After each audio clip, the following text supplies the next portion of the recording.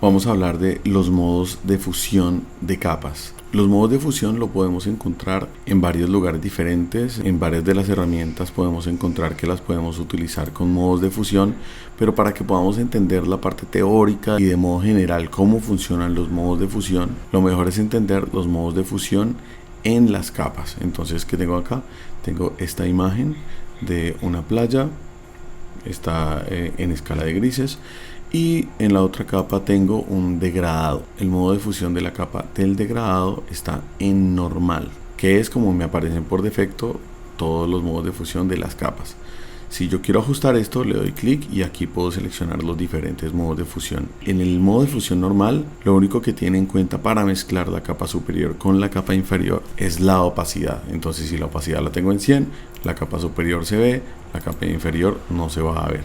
Si le ajusto la opacidad, entonces va a mezclar las dos capas dependiendo el valor de opacidad que tenga la capa superior. Si selecciono disolver, entonces aparentemente pareciera que no hiciera ningún cambio, pero si yo modifico la opacidad, entonces puedo ver que la manera como están interactuando la capa superior y la capa inferior cambia, y realmente es como con una disolución por el número de píxeles que están opacos.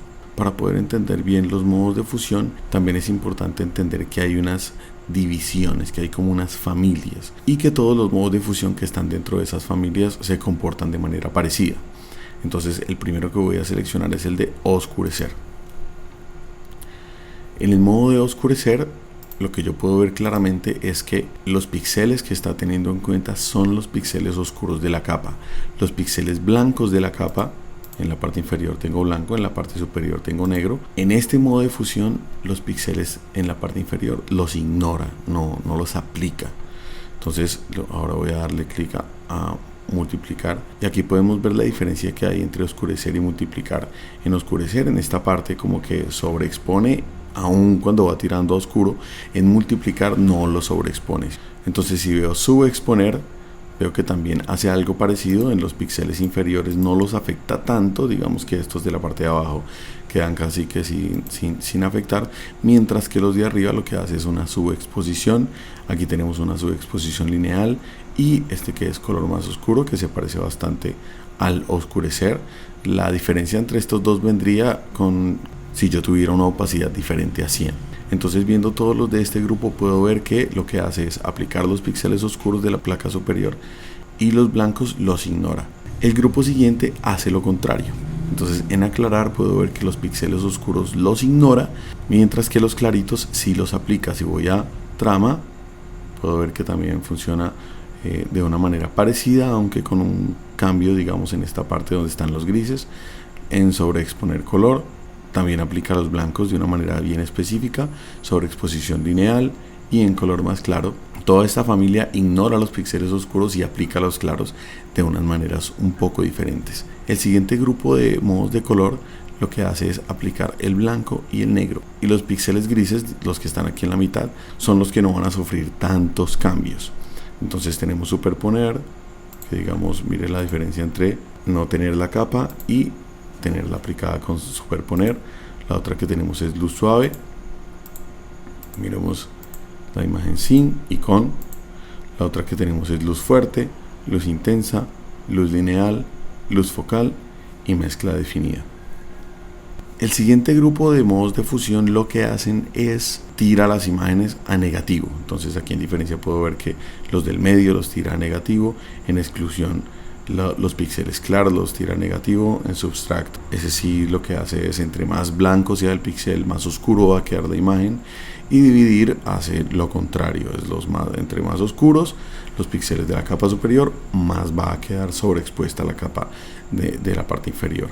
Y los últimos 4 los vamos a ver cómo funcionan con un degradado de color. Entonces aquí voy a seleccionar un degradado de colores, lo voy a aplicar, y ahora voy a ir a tono, saturación, color y luminosidad.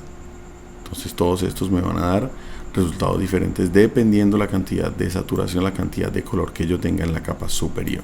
Entonces, este es un ejemplo práctico de cómo podemos utilizar los modos de capa para hacer una doble exposición. Tengo estas dos imágenes, una fotografía de una mujer joven en blanco y negro, y tengo esta fotografía de una ciudad muy interesante.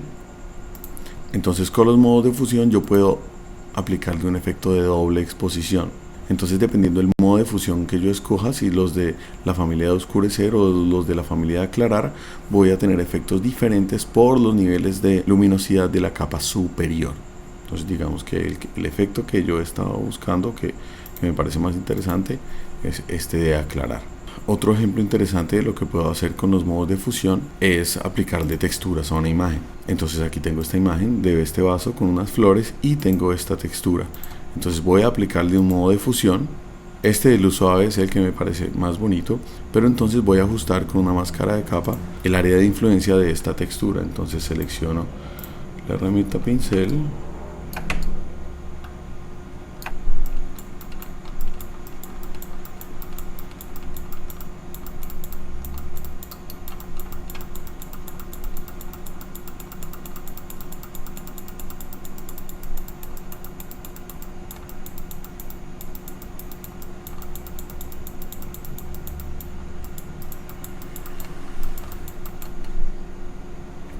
entonces con la máscara de capa yo le ajusto el área de influencia a esta textura que le estoy aplicando con el modo de fusión. Aquí está como estaba originalmente y esto es con la textura aplicada.